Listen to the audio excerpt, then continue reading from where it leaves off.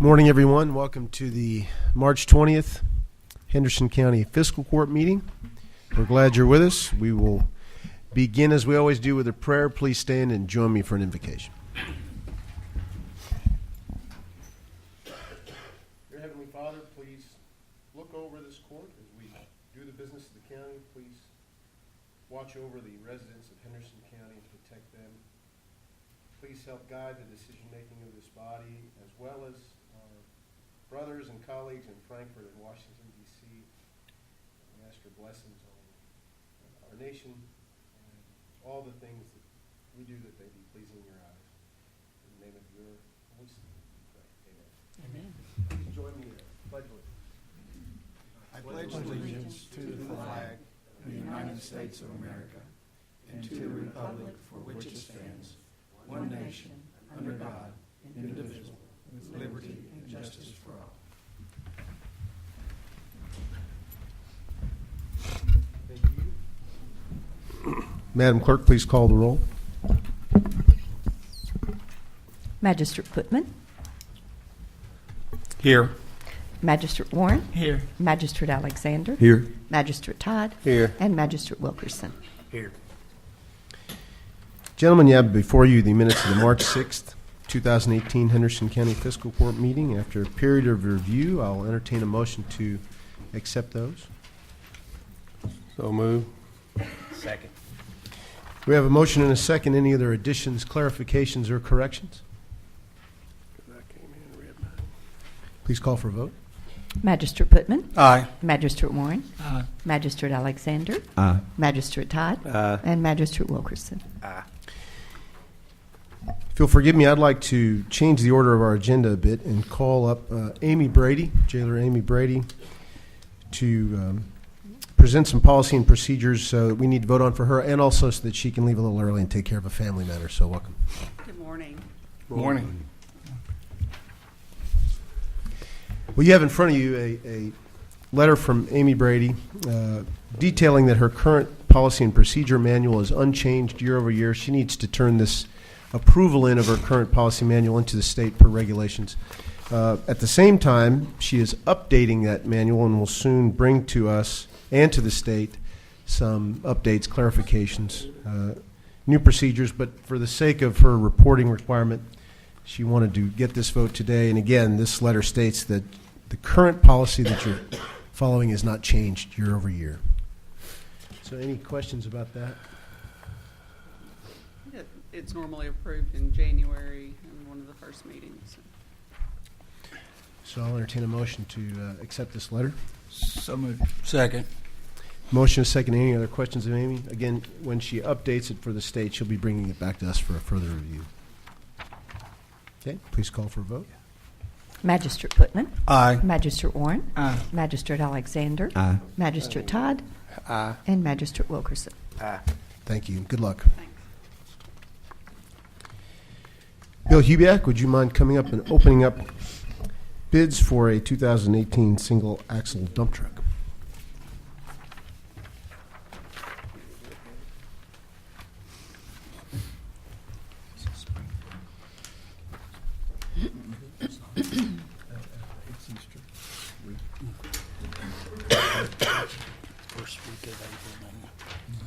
The first bid I'm opening up is from Kenworth of Evansville, Palmer Truck.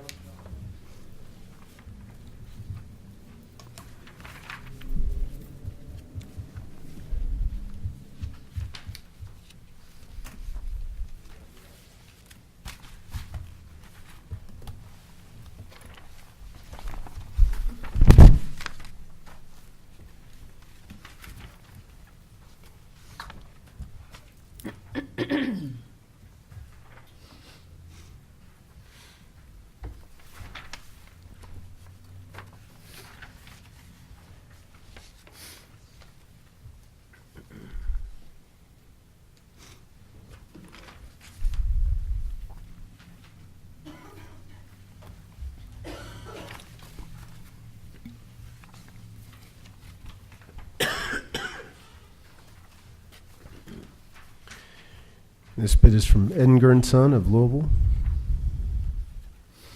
That's the specifications. Gotcha.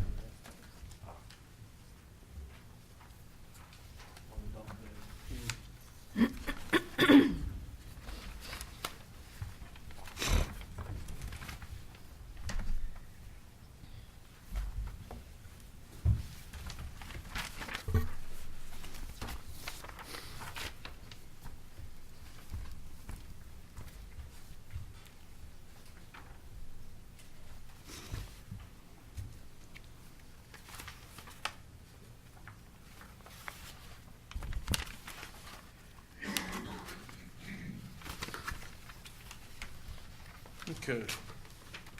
It looks like we have a bid price on the 2019 Kenworth P470 single axle cabin chassis dump bed, and all other components are supplied by Henderson and Son and are included on their quote, except for the pintle hook, which is supplied by them also and is included in this price. So, we have here is base price of $133,200.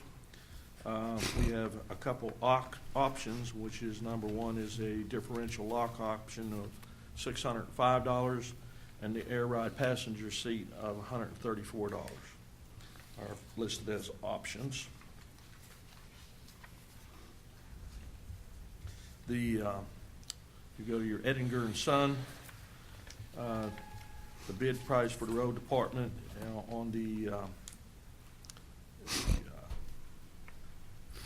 bed, which is a gallon dump body on a Flink snow plow, and the Flink tailgate spreader auger for snow removal, and their price is $47,287 for those items to go on to the bed truck.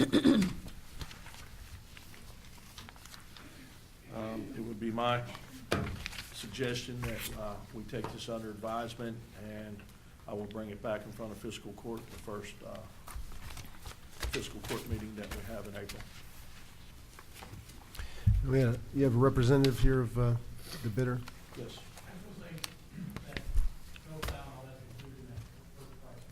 It's in the first price, the $133,200.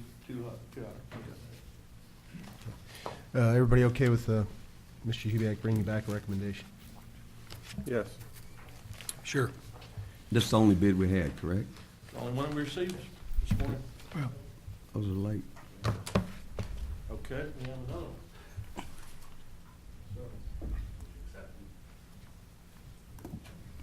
They had to be in by 9 o'clock.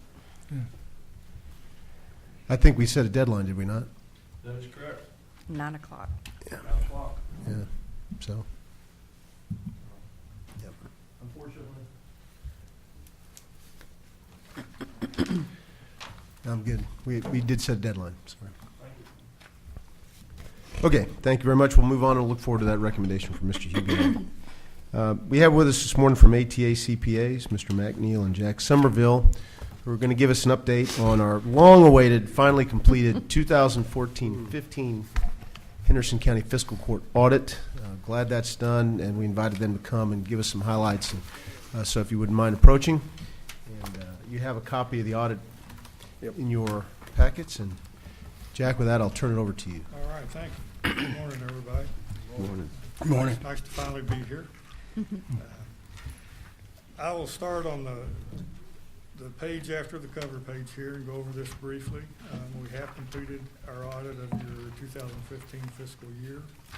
We have issued an unmodified opinion on the financial statements that are prepared in accordance with the regulatory basis of accounting prescribed by the Department of Local Government.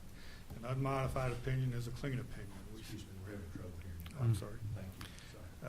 An unmodified opinion, we state that your financial statements are fairly presented according to the regulatory basis of accounting. Because you had over $500,000 in federal expenditures, we also had to perform what is called a single audit on the federal expenditures and issue a report on those. And likewise, we've issued an unmodified opinion on your compliance with federal rules and regulations for the expenditure of their funds. Your overall financial condition for the county as a whole, beginning balance was $5,987,000, had receipts of $24,523,000, and disbursements of $24,985,000. So you spent about $460,000 more than was received, and your ending fund balance, total fund balance was $5,526,000. To reiterate, this is the 14-15 audit. Right. I can say that 16 has improved. Rather than having a deficit, you had an increase. although those aren't final yet. We have report comments as part of our audit, according to government audit standards.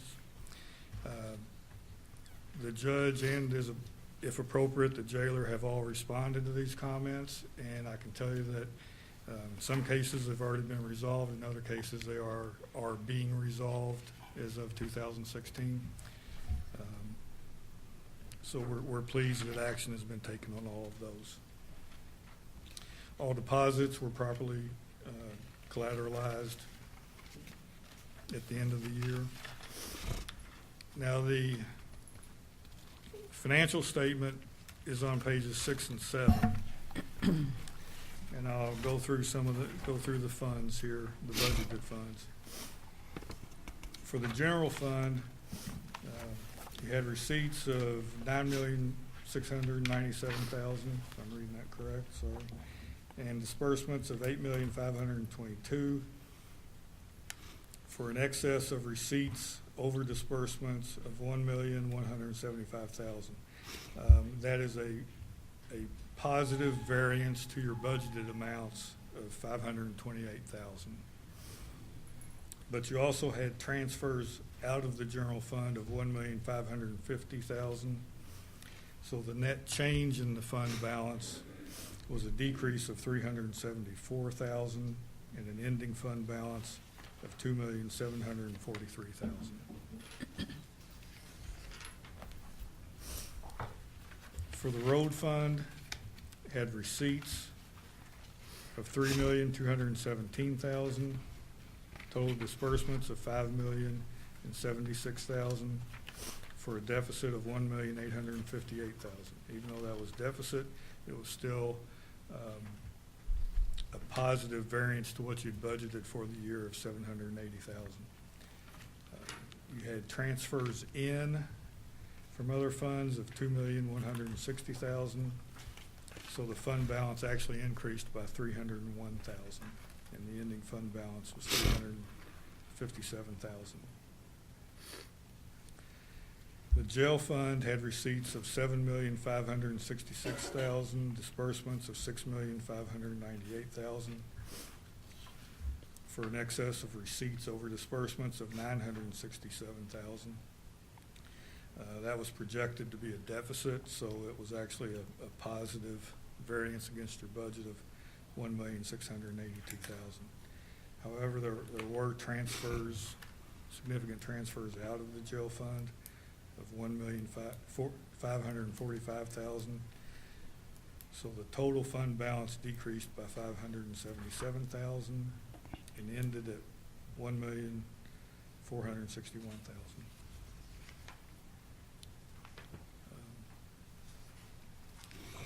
The LGEA fund had receipts of $1,173,000, disbursements of $1,492,000, for a deficit of $319,000. But again, that was a positive variance against your budget of about $47,000. There were transfers out of $340,000, so the net change was an increase of about $21,000, and an ending fund balance of $534,000. The state grant fund had receipts of $3,217,000, disbursements of $5,076,000, for a deficit of $1,858,000. That was also a positive variance against the budget of $780,000. But there were significant transfers in of $2,160,000. So the net change in the fund balance was an increase of $301,000, and the ending balance was approximately $357,000. The Economic Development Fund had receipts of $615,000, disbursements of $595,000, for an increase of $20,000. That was expected to have a deficit, so you had a positive variance against your budget of $50,000. There was $50,000 transferred in, so we had a net change of $70,000 and an ending fund balance of $73,000. The one thing I'd like to should have pointed out when we were talking about your overall financial condition, with an total ending balance of $5.5 million, that represented 81 days of expenditures. The Government Finance Officers Association recommends, as a rule of thumb, you should always have at least 60 days of expenditures on hand, so you were in excess of that. Very stable condition. One last item, your capital assets increased by $2.3 million to $40.7 million at the end of the year. Any questions? One thing I noticed, we codify in this, or at least designate in this document, on page 12 under transfers, the bottom of the page, stated in your audit that as of June 30th, 2015, there was $500,000 due to the jail fund from the general fund, and the fiscal court intends to transfer this amount back to the jail fund before the end of fiscal year 2018, which we plan to do and we've discussed. But your estimation, that should end the rebalancing of jail fund and general fund transfers back and forth, and hopefully get us back to square one. That would be my understanding, Yeah. yes. So I know we've talked about that in the past in Finance Committee. And hopefully that will be the final cleanup of some of those transfers back and forth that happened in 2014-15. Jack, I don't know if this is the right point to bring this up. On some of the findings, you made several findings about capital assets and how to handle those a little bit better as far as the listing and things like that. Can you talk a little bit about what that would look like? Well, there needs to be a list of all the capital assets, and in the case of things like vehicles and road equipment and that sort of thing, VIN numbers. We need to know, or you need to keep track of when it was purchased, how much was paid for it, if it's been disposed of, the date that it was disposed, and if it was sold, how much was received for it. During our 2016 audit, we did go back and do a complete inventory of the vehicles, not every asset that you have, but and so hopefully we will be able to provide Brenda with a solid list as of June 30th, 2016 that she can work from. One of the improvements we're working on. With regard to the capitalization policy, does that include looking at the useful life of those assets as well? Yes.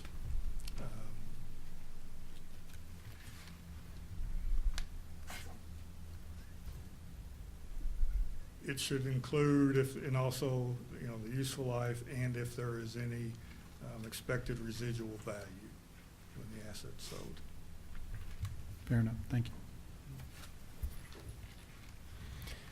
you. Any other questions about this audit? And you are working furiously on the 15-16 audit, correct? Yes, I should have a draft to you within a day or so, and we'll get together and discuss it and sign off on all the appropriate work papers. And then send it off to state for review. Absolutely. So we are now slowly but surely catching up. We'll be sending out an RFP soon for the 17-18 audit, and hopefully before the end of this calendar year we'll be close to where we need to be in our on-file audits. So thank you, and Godspeed on 15-16. Look forward to meeting with you. All right. Any other questions of Jack or Mr. Neal while he's here? Thank you very much, Jack. Thank you, Jake. Thank you. We will be publishing that in the Gleaner and other places. Anybody has any questions about that, the audit's on file in our office, and be happy to discuss that. Next, I'd like to call up Angie Hagedorn with our animal control reports, please. Good morning, County Judge, Magistrates, and Madam Clerk.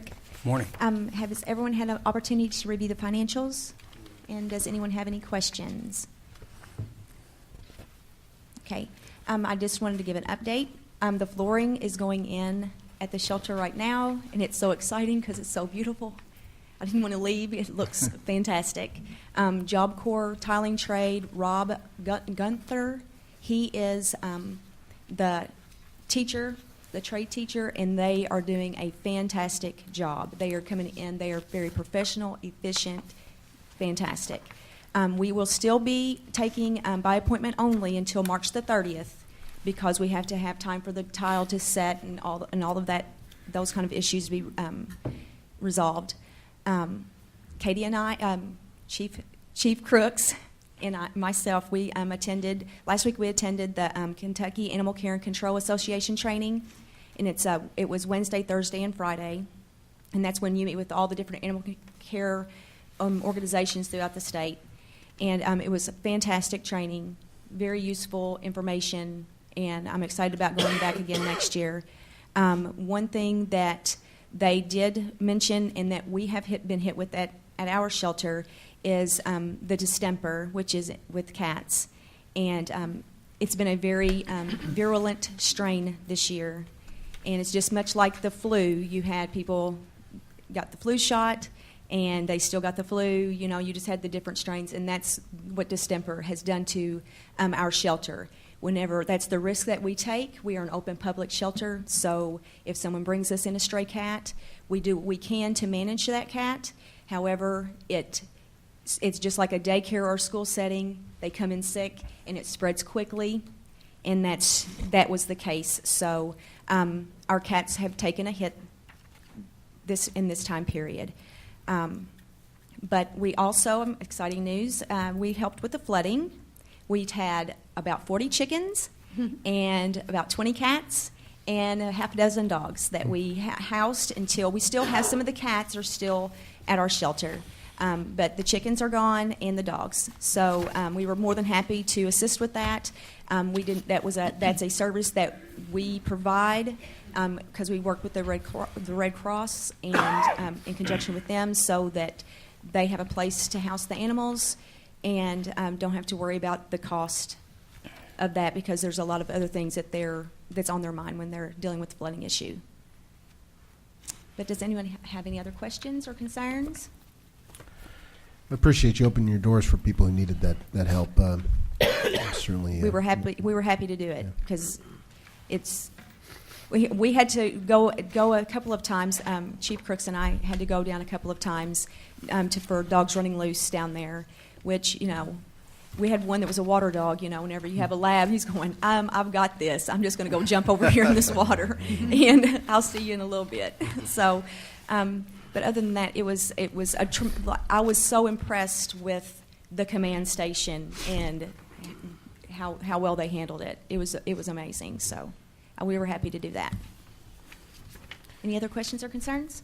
Just comment, appreciate you coming every month, keeping us updated. Especially when we're giving organizations money, it's always nice to see them come and give us updates and reports, and you're here every month, so we appreciate it. Thank you very much. Thank you. Speaking of that, there's a grant that the Humane Society has applied for, a spay and neuter grant that comes through the Kentucky Department of Agriculture. You have a bit of documentation on that in your packets.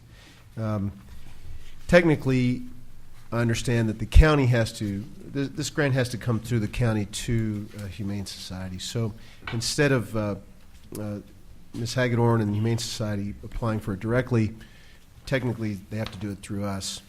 So we wanted to fill you in on that a little bit. It's going to be a flow-through grant. It's only, $1,000 or so? Yes, that will cover one bill, yeah. 1 month. But I do think we need to approve the idea that we're going to go ahead and apply for this, let her apply to it, and add it to our budget as a flow-through grant, and just the way it has to be done. So the way it's been handled previously is because the Humane Society managed the contract for animal care and control. Then the grant just came through the Humane Society. They changed it a bit this year. So because the grant is to assist animal care and control with spay and neuter, so it cuts down on our dogs running loose and those kind of things. So this year when I applied for the grant, I applied for it just like I did the previous year.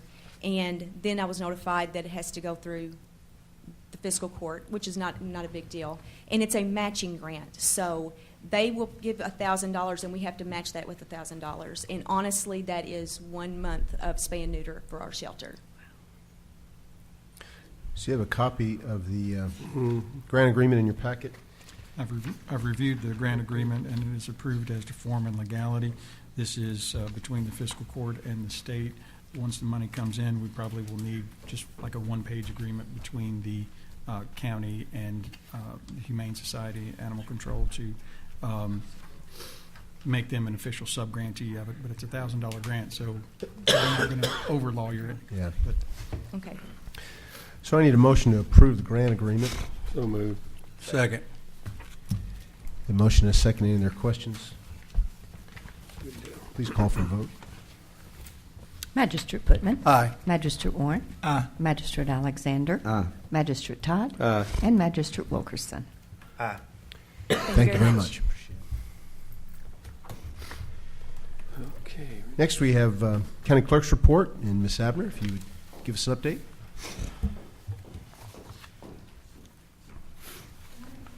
Good morning. Okay, good morning. I have payments to the treasurer for the month of February 2018.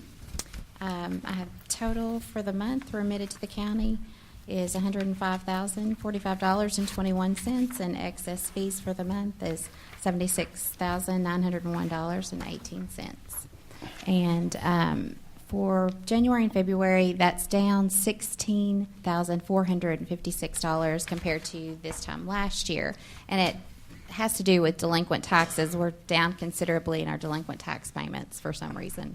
I don't know. Does that mean we But have fewer delinquent taxes? fewer people are paying their delinquent taxes, so I don't know if they're paying their, it's 2017 taxes. Maybe that's the case, but that's where the figure is. But anyway, March is a busy month with farm plates, so it may swing back up in March, hopefully. But I also wanted to talk about, if I could, I have an update on a new precinct change, or new polling place change, if I could for a minute. The Elks Lodge, it sold, and I wasn't aware of that until the deed came through, and that housed 2 of our precincts, and everybody knows we're getting ready to have an election. So I have, Casey and I went out to the New Beginnings church, missionary church. It's out there by Spotsville, and so we are going to change the 2 basket precincts to that church as of yesterday. We just did the survey, accessibility survey, and it passed yesterday. So we will be having those 2 rather large precincts at that church. So just kind of wanted to let everybody know that, if you could kind of spread the word. And I will advertise it, everything, but that's fresh information. And What was the just church kinda, again? I'm sorry. I didn't catch It's called New Beginnings Missionary Church, and it's the one right before Spotsville School. it. Gotcha. So just kind of want to let everybody know that. So Thank you. All And right. Thank you. motion to accept the county clerk's report. So moved. Motion, get a second in there. Second. Motion and a second. Any other questions of Bernice? Please call for a vote. Magistrate Putman. Aye. Magistrate Warren. Aye. Magistrate Alexander. Aye. Magistrate Todd. Aye. And Magistrate Wilkerson. Thank you. Gentlemen, you also have in your packet the sheriff's reports, and unless Sheriff Brady has anything to add, I'll prepare a review of those. I'll entertain a motion to accept them. Move to accept. Second. Motion and a second. Any other questions? Please call for a vote. Magistrate Putman. Aye. Magistrate Warren. Aye. Magistrate Alexander. Aye. Magistrate Todd. Aye. And Magistrate Wilkerson. Thank you. And now I'd like to bring Treasurer Brenda Ryder up for an update and some transfers and a budget amendment.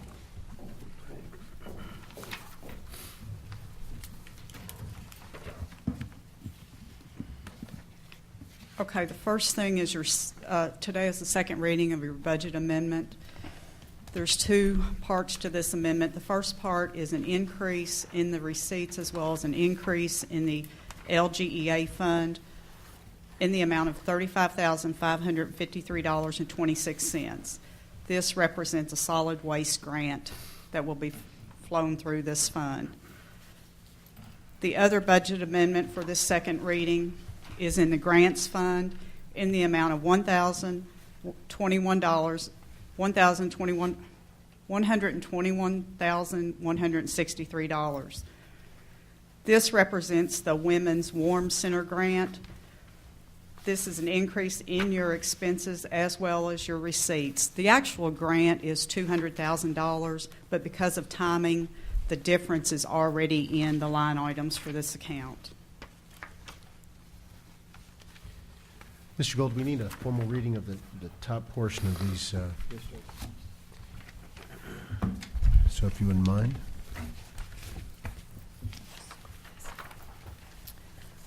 An ordinance relating to the annual budget and amendment thereof, whereas the County of Henderson has realized unbudgeted receipts from the Kentucky State Treasurer's Office for the 2018 litter abatement grant, be it ordained by the Fiscal Court of Henderson, Commonwealth of Kentucky, that Section 1 of the budget for fiscal year 2017-18 is amended to increase the LGEA fund by $35,553.26 to include unbudgeted receipts. And it is also budgeted for the 2017-18 budget is amended to increase receipts from the grants fund of $121,163 to include unbudgeted receipts from the Grants Warm Women's Center fund. Any questions or comments? Please call for a vote. Did we get a motion? Oh, can I get a motion to accept that? Second. Now, any questions or comments? And call for a vote. Okay. Magistrate Putman. Aye. Magistrate Warren. Aye. Magistrate Alexander. Aye. Magistrate Todd. Aye. And Magistrate Wilkerson.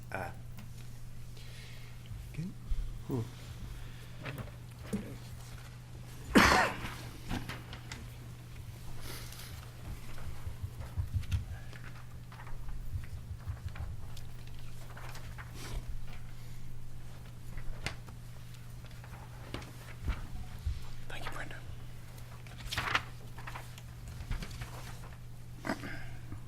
These are your bank balances after paying claims today. Your day-to-day expense items should be at approximately 75%. I have 3 additional claims to add. From the general fund in the amount of $1,300 to James Darcy II. This is to be paid from the courthouse renewals and repairs lines and line. This is for county attorney office renovations. The second claim from the road fund in the amount of $302.77 paid to Visa for parks and program expenses. The last claim from the LGEA fund in the amount of $650 to Henson Media of Henderson, which is WSON, from the Kentucky State Grant Solid Waste line. This is for the Kentucky Pride Recycling grant expense. Any other questions about claims? I move we pay the claims. Second. And we did look at these yesterday at finance. So. We have a motion and a second. Again, any other questions, comments about claims?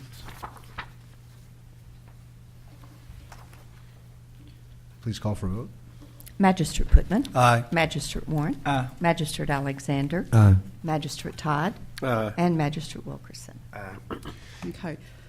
You have some transfers to discuss? Yes, you should have a sheet at your seat. These are appropriation line transfers within the existing budget. It's more or less moving from one line to another to meet department transfers or overages. The first, transferring to the volunteer fire department's assessment expense line item in the amount of $4,160.12. This is coming from the contingent appropriations line item. Let me explain that a little bit, too. Okay. You know that the sheriff is collecting a small fee for gathering up the volunteer fire department fees.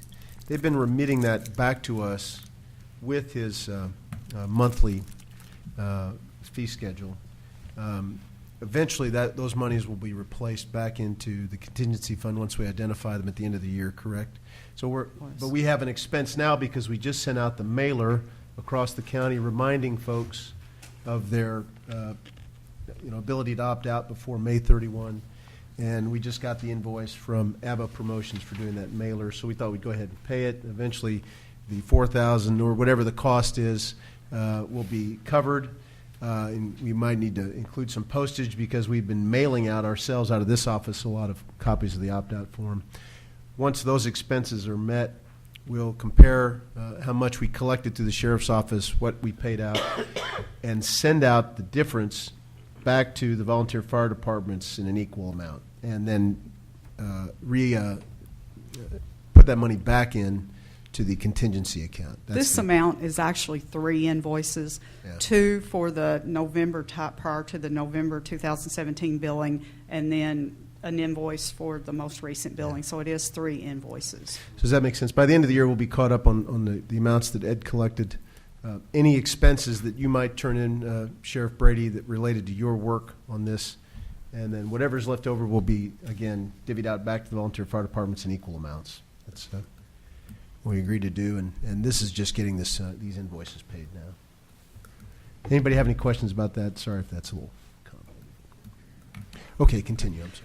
The next transfer is in the amount of $15,000, and this is being transferred to the sheriff's vehicles.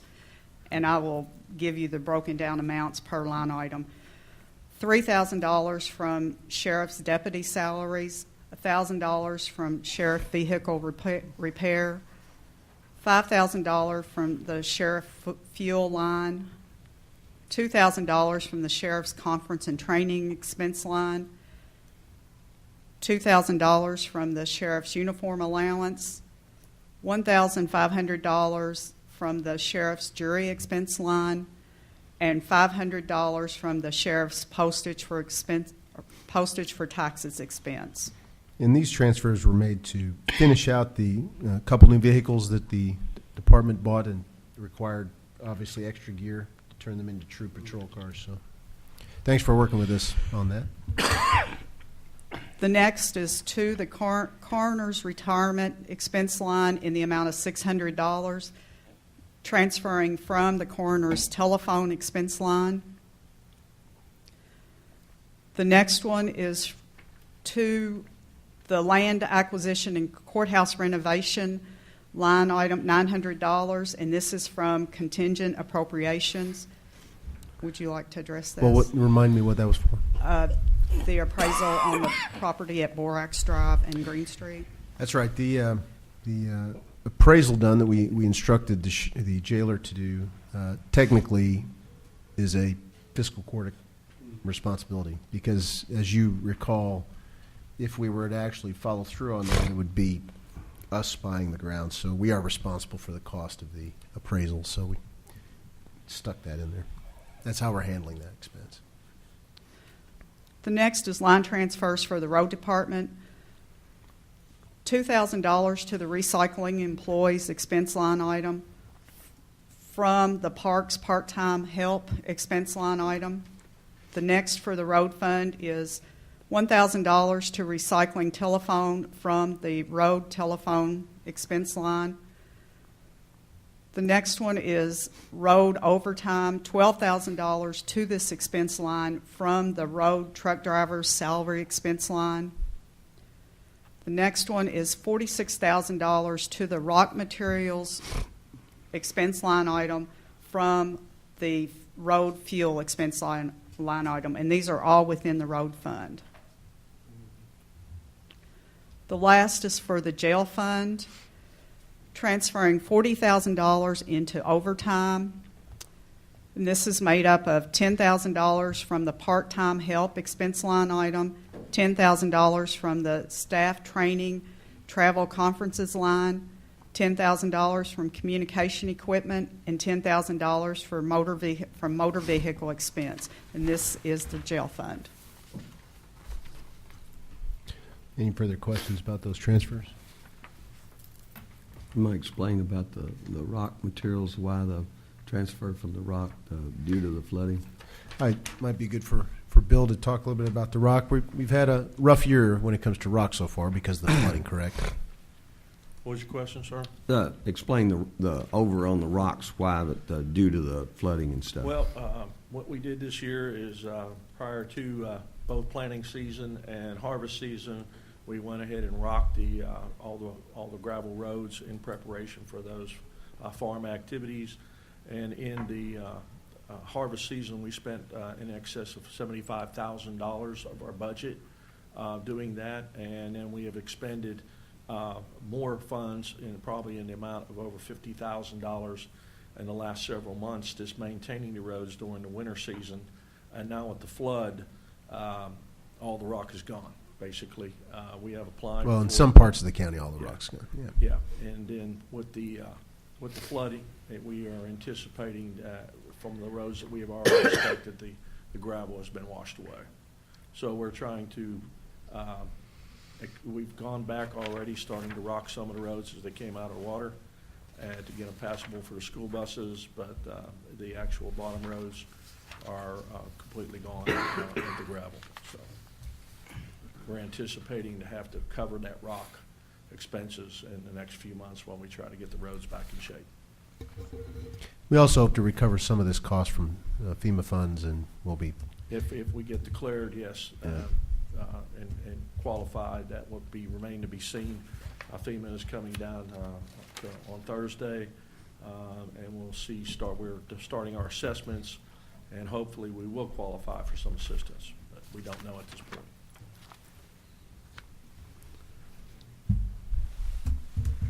Any other questions on these transfers? Motion to accept. So moved. Second. Motion and a second. Any other questions of Treasurer Ryder?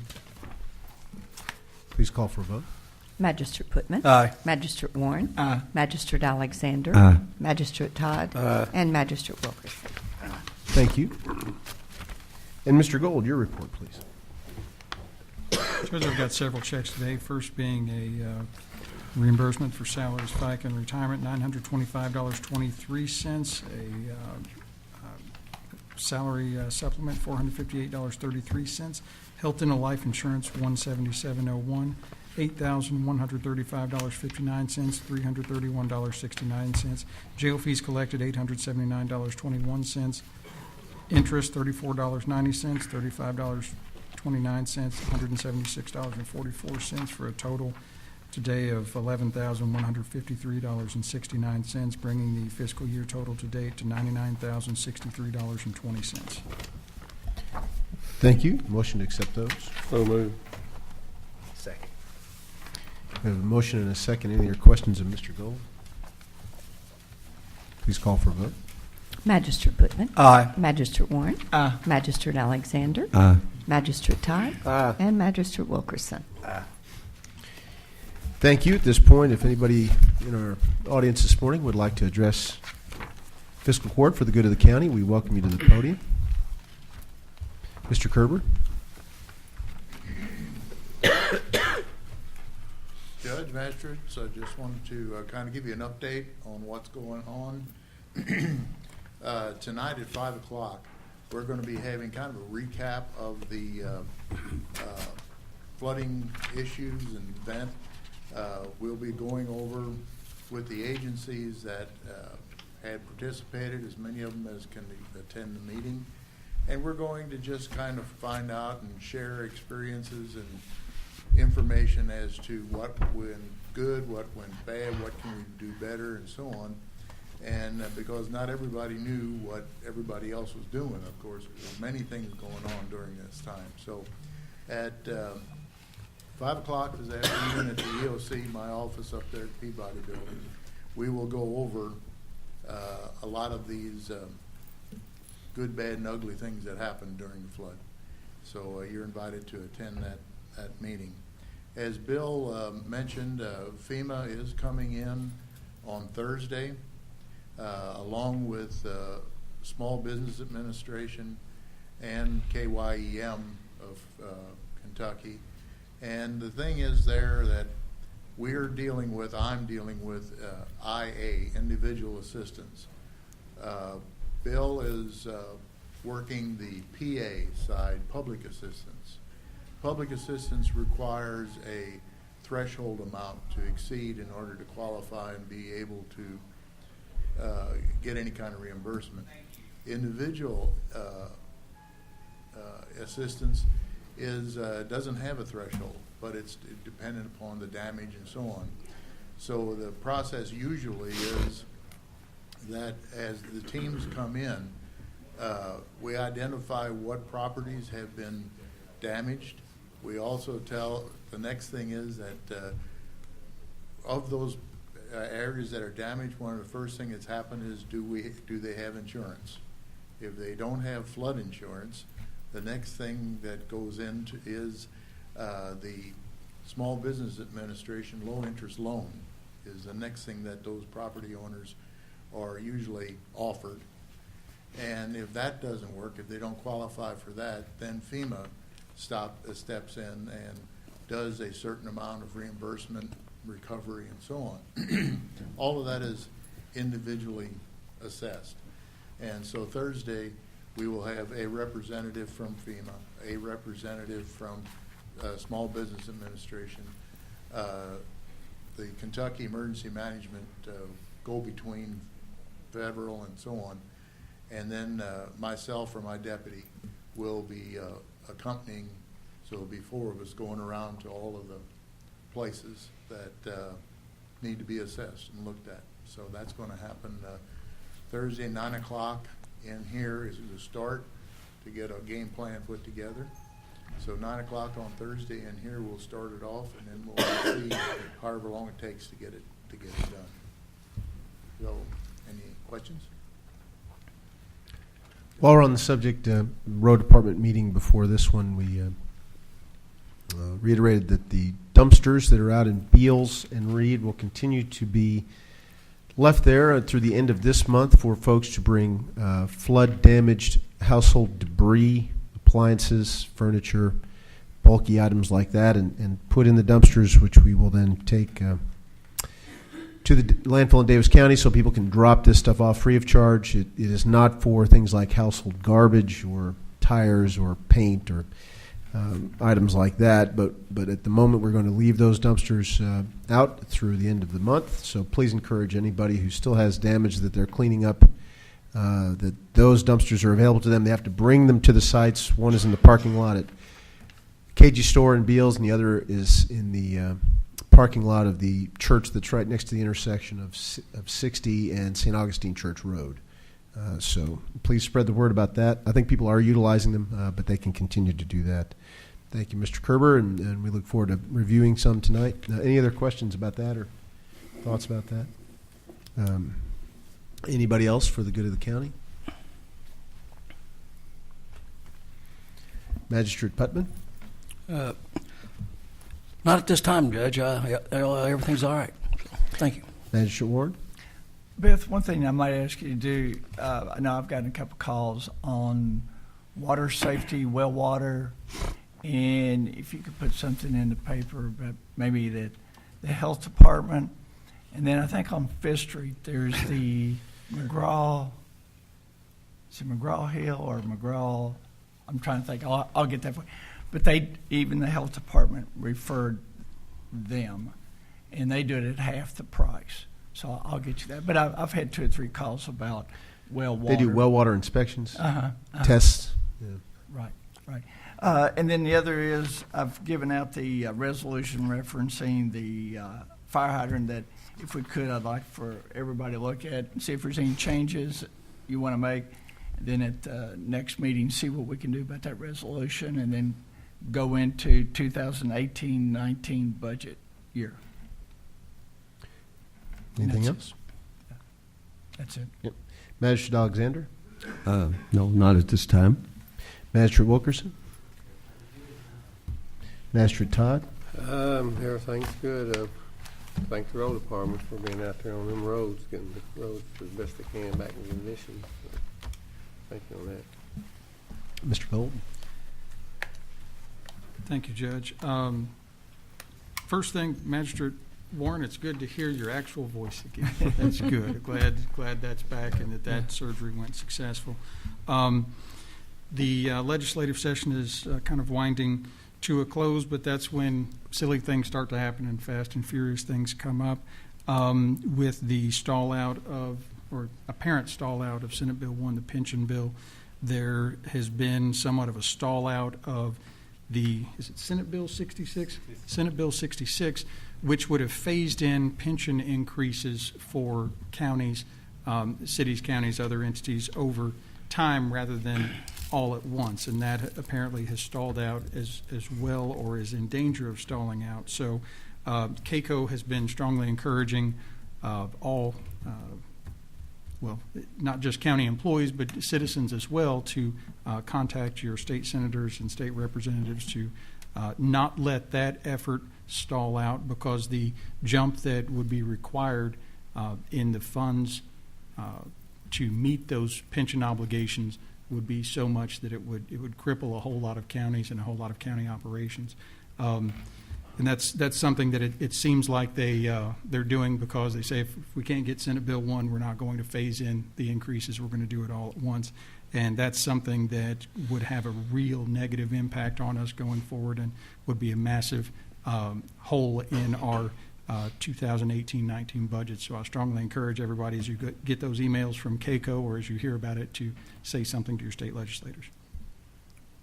I'd say that we made during the our magistrates conference, we made over 150 calls to our legislators, and it's so much that I was getting texts saying, hold up, we got you, we hear you. So they do need to hear from you. In fact, I have in front of me the estimates on what it would cost Henderson County if there were no action taken in any kind of phase-in. I didn't mean to steal your thunder, Judge. Well, that's all right. It's a good lead-in. We would, under the current estimate, current news we have on what the new ask would be for counties contributing to retirement and pension funds, we would go from 19.18%, which is what we contribute now, to 28.05%. And this is for all of our departments, including the jail. Our total cost would go from $1.305 million and change to $1.909 million and change, so $600,000 that we would have to account for in the new budget. And that's assuming no annual increase in salaries, because it's tied to salaries. With a 1% increase, that climbs $20,000 on top of the $600,000 I just mentioned. With any kind of 3% increase overall, it increases another $60,000. So it is a potential significant impact for us. Now, thankfully, because of this court's smart budgeting over the last couple of years, we could probably handle that. There are other counties that I know could not. And SB 66, the so-called phase-in bill, there are other components to SB 66 that are directly tied to SB 1, Senate Bill 1, which is pension reform bill, such that if Senate Bill 1 does not pass, SB 66 as written could not pass as well. But the phase-in portion of that is what we're all interested in, and we hope that some language, some compromise can happen in the next however many working days. It's down to single digits. That a phase-in is part of whatever resolution is made on funding the budgets, because of the dire financial situation of not only some small counties in eastern Kentucky, but western Kentucky as well, some of our neighbors. So we're going to be watching this closely. We plan to start our budgeting process as soon as we have a decent handle on what is going to be asked of us. In the meantime, we have to keep our powder dry in most cases, and I know all the department heads are already thinking about this. I know I have been for a couple months now, what we do next, and unfortunately we just have to sit and wait and react to what happens in Frankfurt. So as Mr. Todd and Mr. Gold said, voicing your opinion on this, now's the time, because we're in the home stretch. I don't get the sense that anybody has the appetite for a special session to handle any of these questions, so decisions are going to be made in the next few days, and we will watch closely. With that, cheery note on a cheery, sunny day outside, as we think about aftermath of floods and all these disasters and tight budgets, and isn't life grand in Henderson County? I tell you, I can't wait to see what the rest of Tuesday is going to hold. So with that, I'll entertain a motion to adjourn. Second. You have a motion and a second. All those in favor can leave.